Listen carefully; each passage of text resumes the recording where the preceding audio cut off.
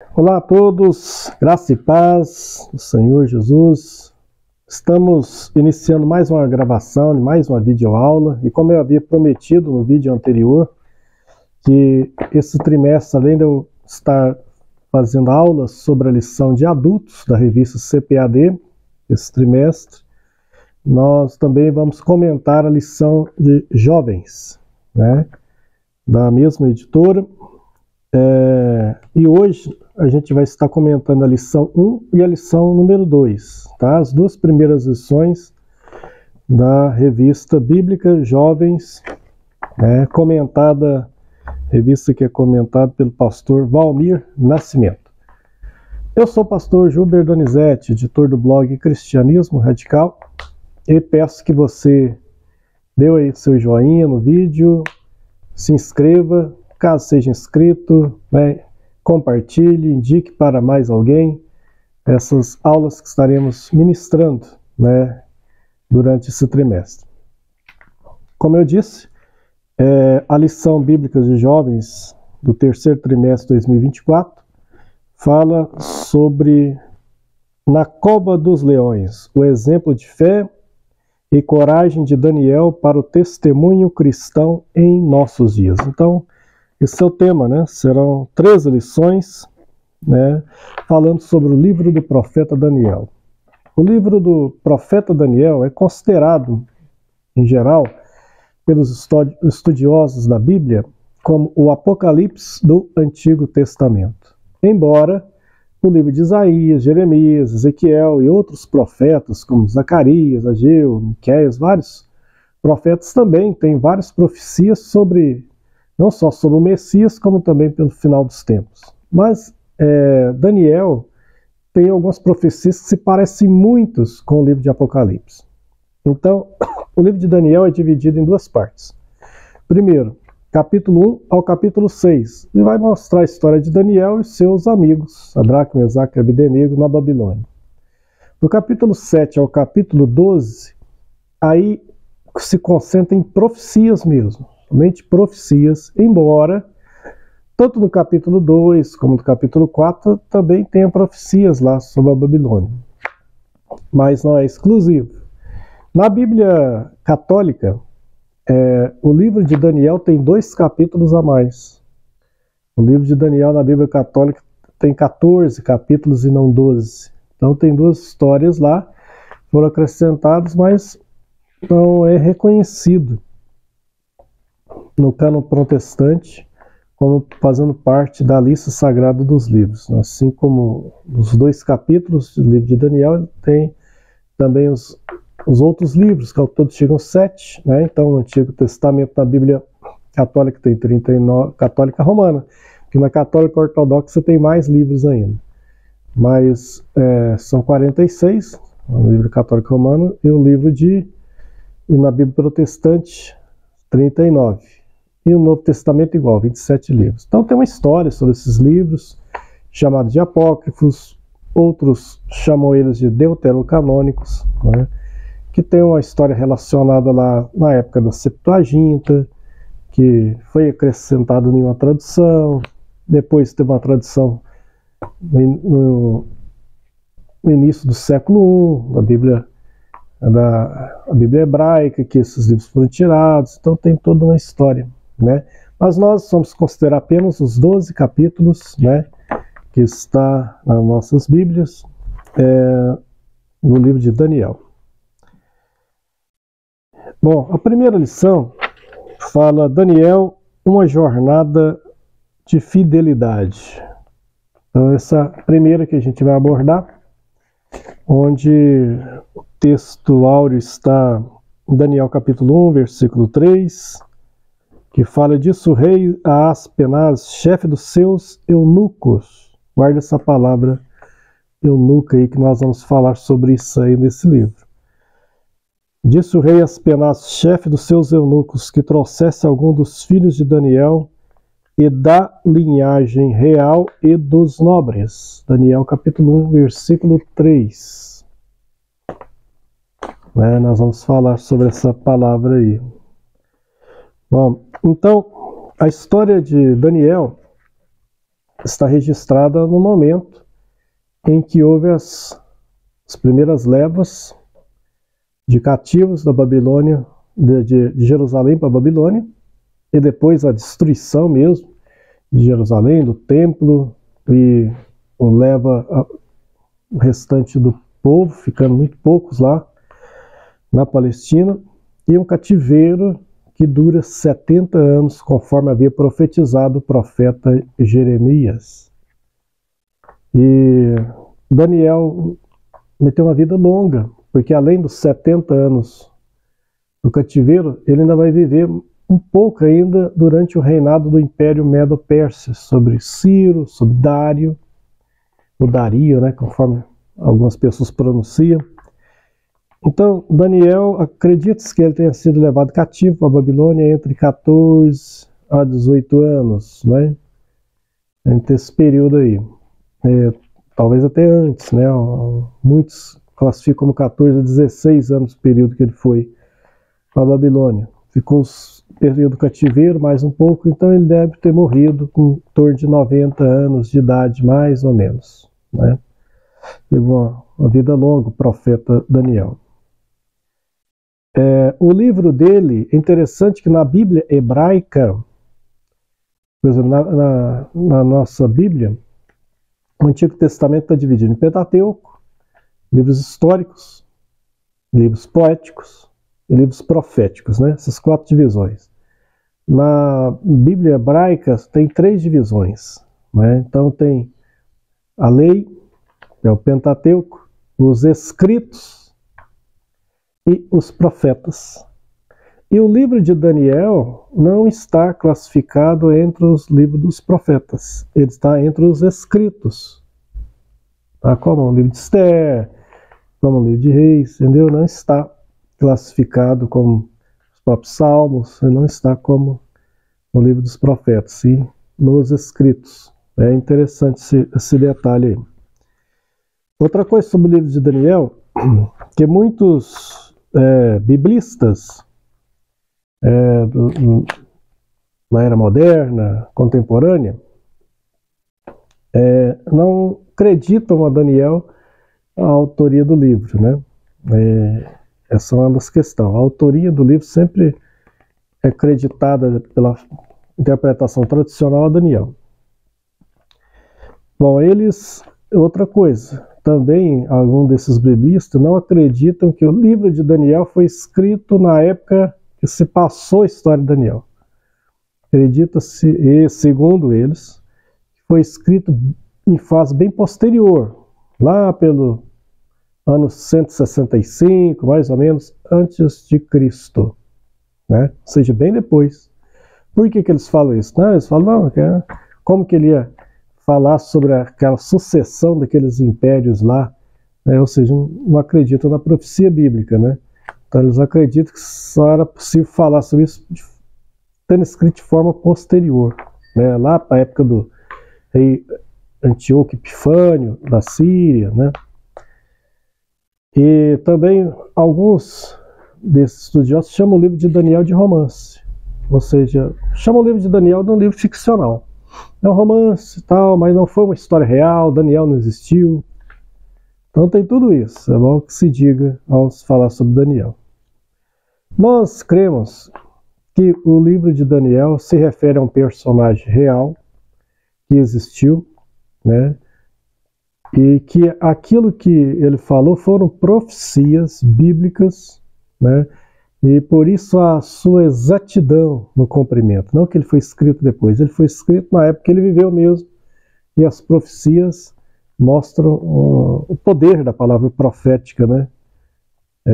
De Deus prevendo as coisas. Então isso é importante salientar também. Outra coisa, Jesus em Mateus 24 fala sobre Daniel, né? E diz que, como também escreveu o profeta Daniel, ainda fala ele como profeta e o seu livro. Então, Jesus autentica e fala que Daniel foi real e também o seu livro como uma profecia. Daniel também é mencionado no livro de Ezequiel. Ele é mencionado como um homem piedoso, onde Deus falou, ainda que você estivesse perante mim, Jó, Noé e Daniel, clamando por essa nação ímpia, eu não ia ouvir. Falando sobre o pecado de Israel. Isso é interessante, porque Ezequiel era praticamente contemporâneo de Daniel. E ele cita o nome de Daniel no seu livro também. Essas são curiosidades. E eu estou citando isso porque isso não está na revista. Tudo isso que eu falei aqui agora. Esses dados não estão aqui na revista. Então, o tópico 1 da lição fala sobre o livro do profeta Daniel, panorama geral. A gente já falou, né? O período histórico vai entre o ano 605 a.C. a 536 a.C. Autoria e mensagem, nós já falamos, né? Inclusive o próprio Senhor Jesus, Mateus 24:15, citando ele como autor do livro. A estrutura do livro, como as duas divisões já falamos. O contexto histórico, o pano de fundo é o cenário de agitação, né? Logo no final do ministério do profeta Jeremias, depois dele ter profetizado várias vezes, anunciado que se Israel não se arrependesse, Deus traria uma navalha alugada, que seria Nabucodonosor, contra a nação de Israel. Israel não se arrependeu. A começar da sua liderança, seja política ou religiosa, estava tudo contaminado nos dias dele, não só nos livros de Jeremias, mas nos livros de Ezequiel, quando tem a primeira leva, que houve 3 levas de cativo para a Babilônia, né? 3 levas, 605, 597 e 586 a.C. Quando teve a primeira, Ezequiel também foi levado. E lá na Babilônia ele tem uma visão assustadora, né, de Deus se retirando do templo. O templo ainda não tinha sido destruído. E o povo praticando atos de idolatria dentro do próprio templo.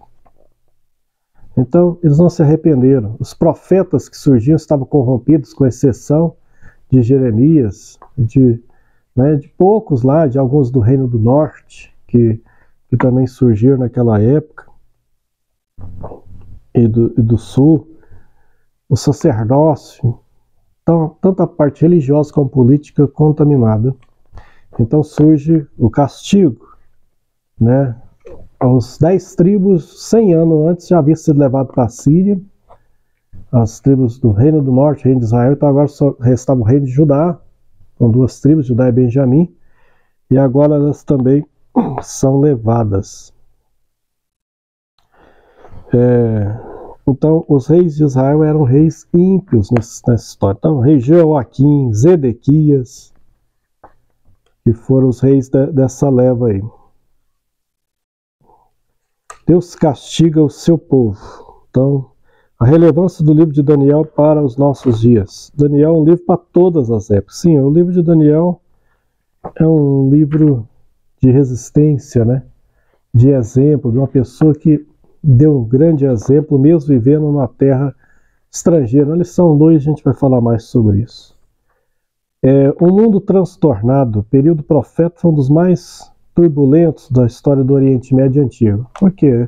Estava havendo uma troca de comando, né, no mundo.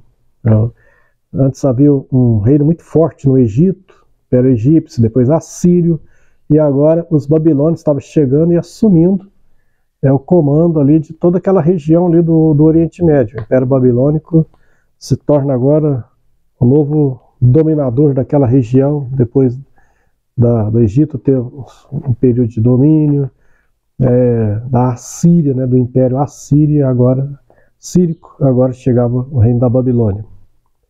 Então, estava tendo muito transtorno, né, que Nabucodonosor saiu dominando todas aquelas nações em volta, né, de Israel, não somente o reino de Judá. Aí nós vamos para a lição 2.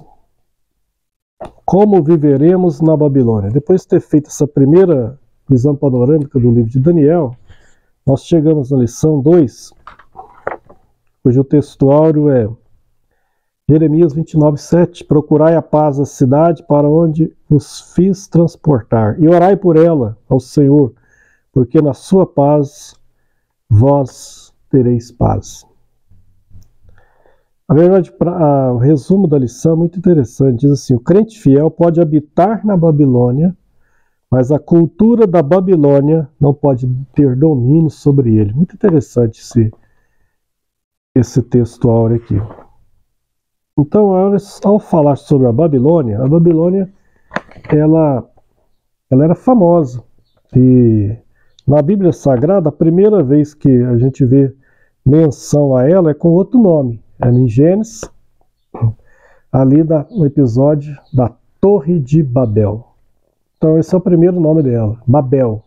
Confusão. Foi onde houve a confusão das línguas, onde se tentou fazer uma torre que chegasse aos céus. Então começa ali a história da Babilônia. Babilônia e a Síria, elas ficavam na Mesopotâmia. E a Mesopotâmia ficava ali no lugar entre os rios Tigre e Eufrates. Essa região hoje é ocupada por um país que se chama Iraque. Né? É onde está a Babilônia antiga, é no Iraque. Então esse é o título de curiosidade. Ela vai florescer. Antes da época de Daniel, ela foi um império, um reino muito forte.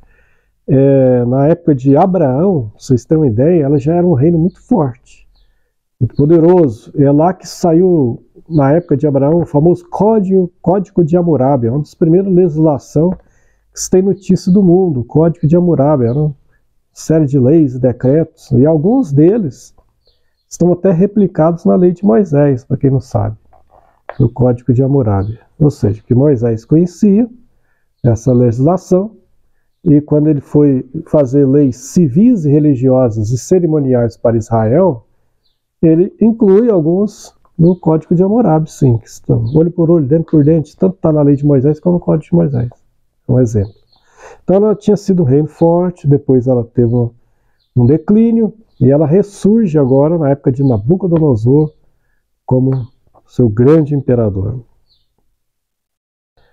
Quando eles invadem Jerusalém, os babilônicos, eles destruíram o templo, levaram os utensílios do templo, né? E na primeira leva, eles levam parte da elite de Israel. Parte da elite de Israel para lá. Alguns mataram a espada. Por exemplo, os filhos do rei Zedequias, ele matou na frente dele, antes de cegar ele e colocar ele no calabouço na Babilônia. Ele não matou Zedequias, falou: não vou te matar, mas antes de você ser cegado, você vai ver a morte dos seus filhos. Ele fez isso na Nabucodonosor. Então, alguns foram mortos à espada, mas nem todos. Alguns da elite judaica, membros da família real, alguns nobres, foram leais. Por isso que eu falei para lembrar aqui de Daniel 1:3 da lição 1. E disse o rei Aspenaz, chefe dos seus eunucos, que trouxesse alguns dos filhos de Israel e da linhagem real e dos nobres. Então Daniel, ele fazia parte da elite judaica. Ele era membro lá da nobreza, da aristocracia. Provavelmente ele era parente do rei de Judá, né? Porque ele e seus amigos, Ananias, Misael e Azarias, foram nessa leva aqui que foi levada parte da elite, jovens da elite judaica. E para humilhar o povo que ele estava dominando, isso não era só Nabucodonosor que fazia, não. Geralmente, quando se havia guerras e um rei vencia o outro e dominava uma nação, eles faziam isso. Pegavam pessoas da elite daquele país que estava dominando e botava para ser serviçal no palácio, para servir as princesas, as rainhas, concubinas, o próprio rei, né? Mas não era só isso que fazia. Aí por isso que eu falei para guardar aquele nome lá que eu falei lá, chefe dos eunucos. Por quê? Existe, nos últimos tempos, tem surgido uma interpretação. Eu já vi o Rodrigo Silva, que é aquele arqueólogo lá, adventista, que tem um canal, está nas redes sociais aí, tem programa, tanto no Novo Tempo como também ele está nas redes sociais, falar isso. Eu já ouvi Caifábio falar sobre isso também, e outros. Dizer que Daniel era um eunuco. Eu notei que o comentarista, que é o pastor e advogado Valmir Nascimento, não quis entrar nessa seara, né? Mas eu acho interessante falar, porque isso vem sendo muito comentado, né? Eu já vi posts nas redes sociais aí. São dois questionamentos sobre Daniel. Primeiro, ele era um eunuco? Segundo, ele era um mago? São dois. E todos dois, assim, que leva a gente a refletir. Primeiro, eu vou me ater no primeiro. Daniel era um eunuco? Quem eram os eunucos? Tem que começar por aí também, né?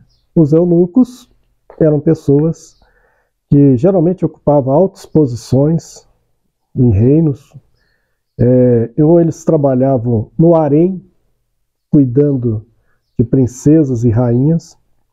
Você vê isso lá no livro de Esther, eunucos lá cuidando do harém do rei Assuero.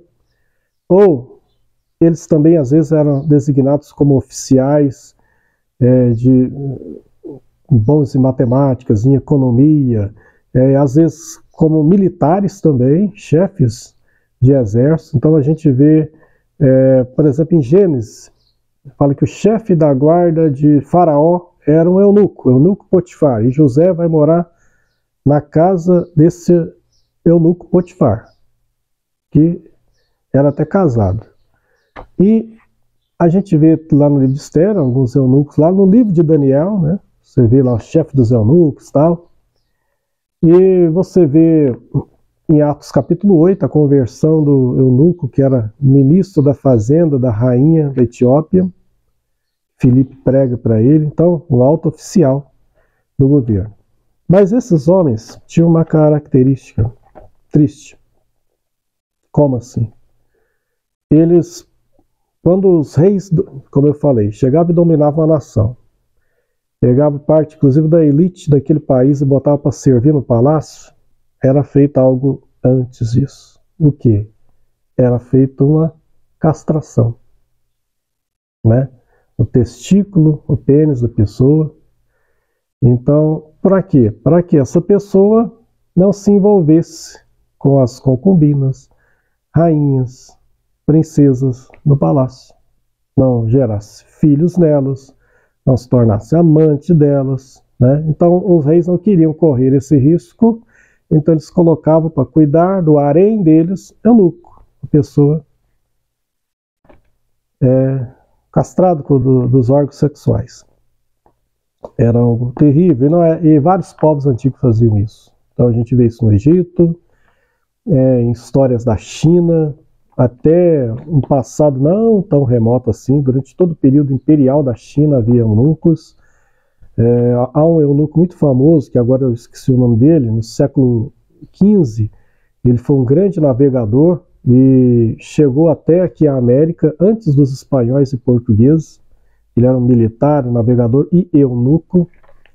E enquanto durou a monarquia chinesa, que foi até 1911, quer dizer, até o início do século XX, tinha a história dos eunucos na China. Então, Egito, China, Índia. Na Índia, para quem quiser fazer uma pesquisa até no Google, até hoje ainda tem eunucos na Índia. Até hoje. Mas os povos antigos usavam esse método cruel, né? Terrível. Então, quando havia uma profecia que foi feita quando o rei Ezequias, uma certa feita, depois de ter uma grande vitória sobre o rei da Síria, chegou enviados do reino da Babilônia lá para visitar Israel, que é o reino de Judá, aliás, e ele então, isso está registrado em 2 livros da Bíblia. O livro de Isaías, no capítulo... No livro de Isaías, no capítulo 39, essa visita, e também no livro de Reis, né, 2 Reis, capítulo 20. É uma cópia, que tem uns capítulos de Isaías que repetem o livro de 2 Reis, e vice-versa. O que acontece? O rei Ezequias saiu mostrando tudo para aquele povo que ele nem conhecia, mostrou os tesouros da casa real, mostrou todo o funcionamento, mostrou tudo, o arsenal militar deles. Quando aquele povo saiu, o profeta Isaías chegou. Ele falou, de onde era aquele povo? Ele falou, da Babilônia. O que eles vieram fazer aqui? Viram tudo que há na minha casa, coisa nenhuma dos meus tesouros que eu não mostrei. Ele falou, pois é. Vai vir dias que esse mesmo povo que você mostrou tudo aí para eles, vão vir e vão dominar essa terra aqui. E aí Isaías fala mais. Ele fala o seguinte, Isaías capítulo 39, versículo 5. Disse Isaías a Ezequias, ouve a palavra do Senhor dos Exércitos. Eis que virão dias em que tudo quanto houver em tua casa e com que entesouraram teus pais até o dia de hoje será levado para a Babilônia. Não ficará coisa alguma, diz o Senhor. Agora o versículo 7, presta atenção. Dos teus próprios filhos que tu gerares, tomarão para que sejam eunucos no palácio do rei da Babilônia. Então, já havia uma profecia que o rei da Babilônia, de que visse, além de matar, depredar Israel, levar cativo, ainda pegaria o pessoal da elite judaica, levaria para servir no palácio como eunucos. E aí, a gente, lá no livro de Daniel, capítulo 1,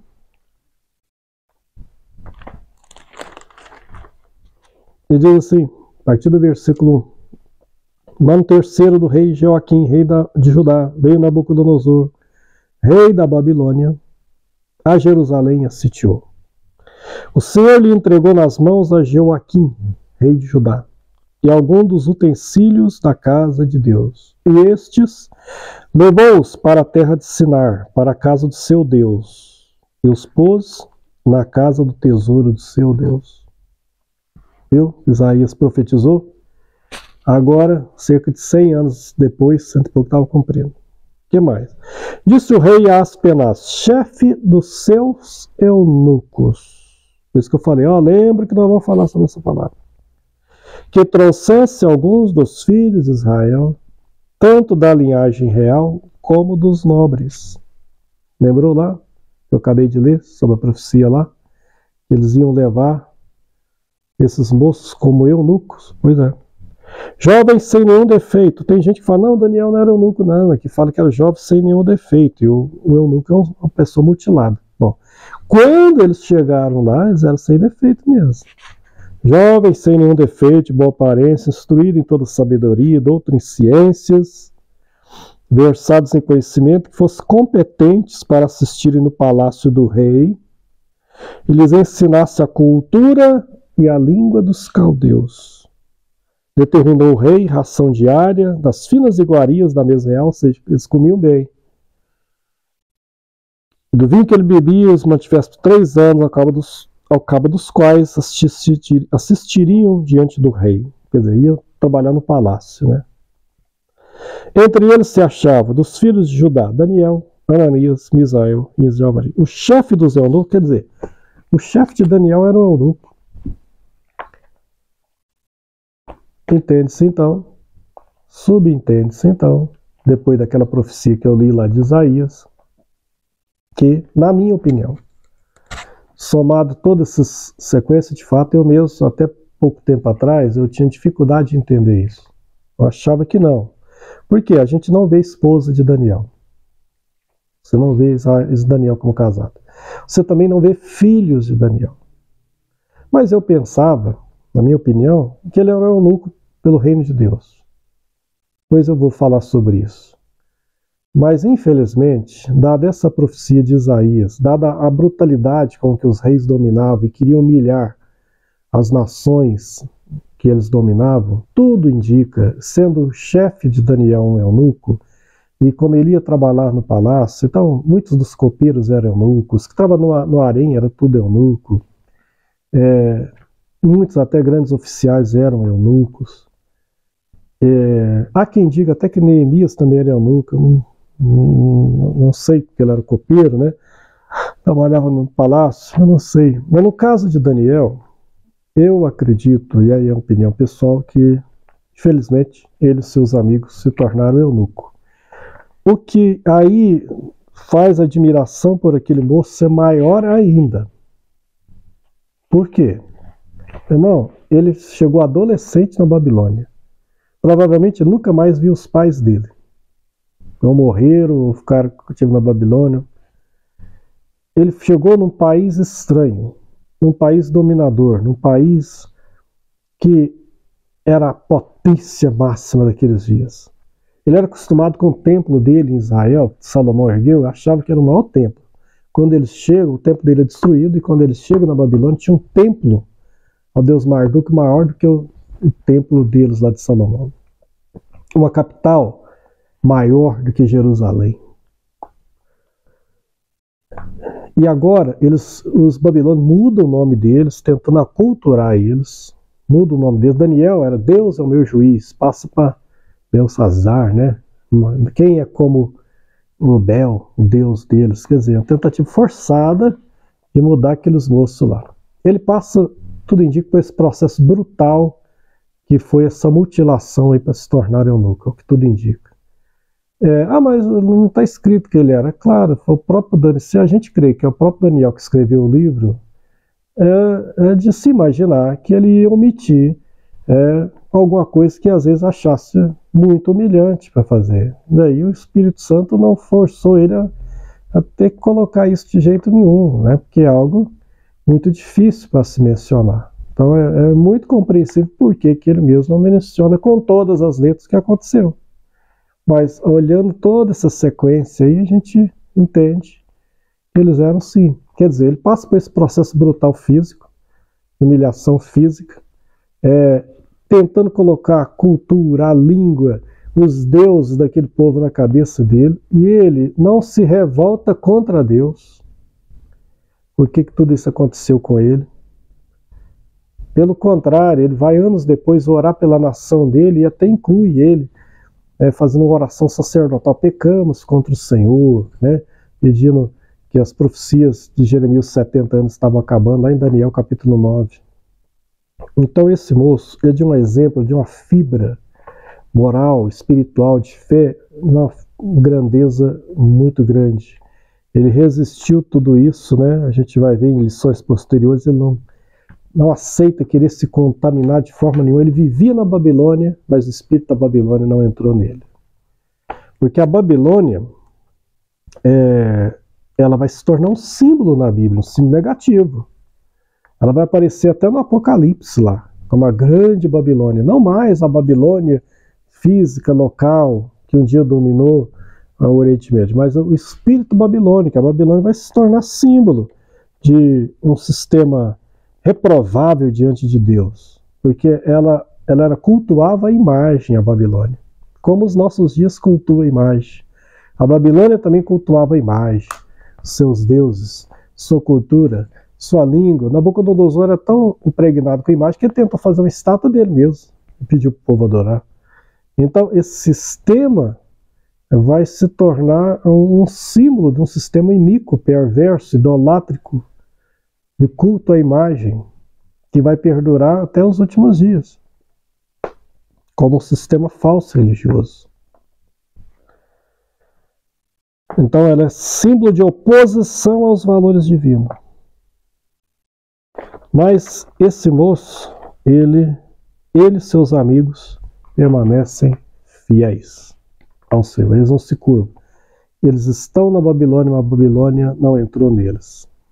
E isso que é importante a gente entender para os dias atuais. Aí nas outras lições a gente vai mencionar.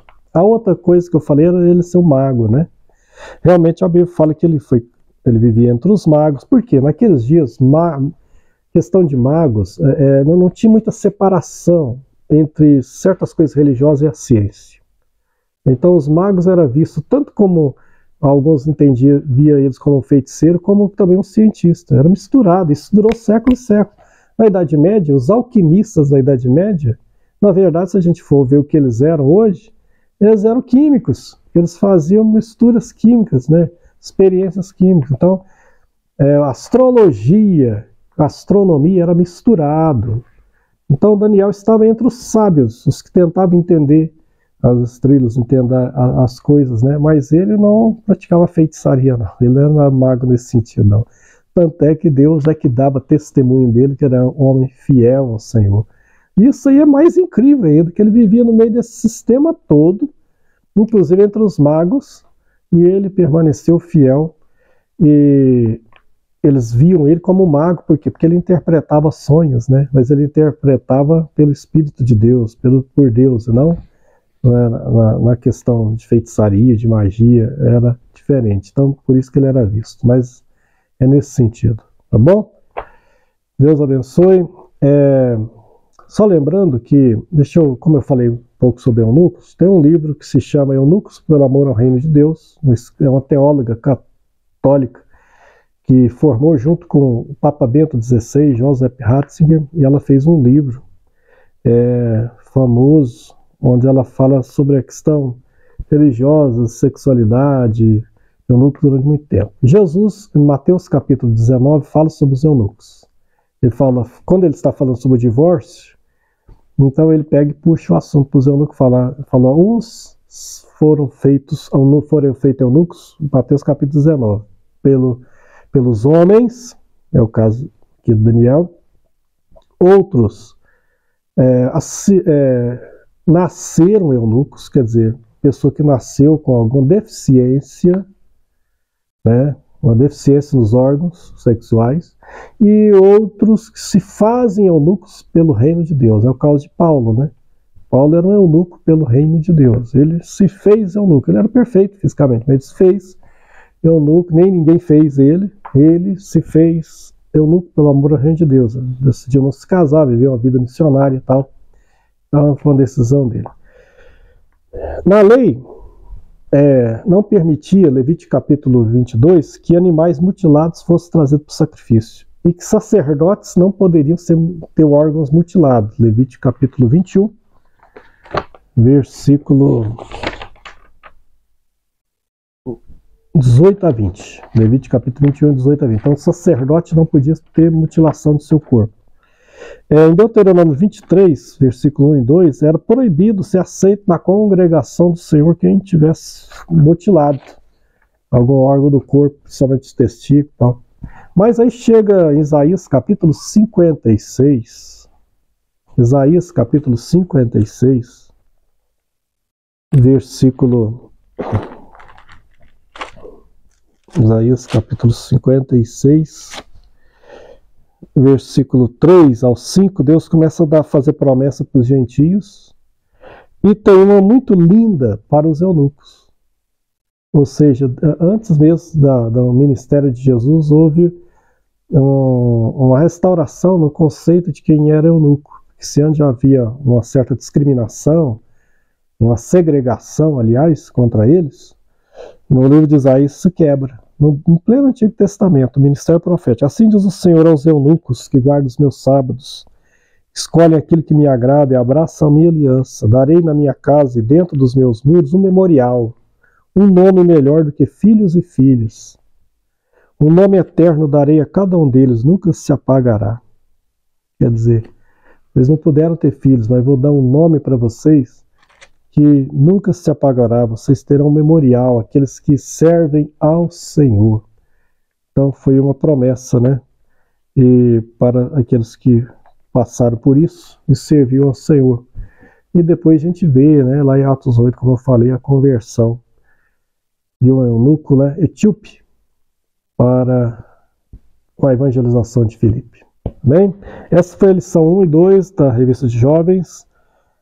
Daniel, uma jornada de fidelidade, como viveremos na Babilônia. Próxima lição vai falar sobre conservando os valores e guardando a identidade. Muito obrigado por vocês terem nos assistido, ficado aqui. Continue clicando, dando seu joinha e compartilhando os vídeos desse canal. Deus abençoe a todos. Até o próximo vídeo.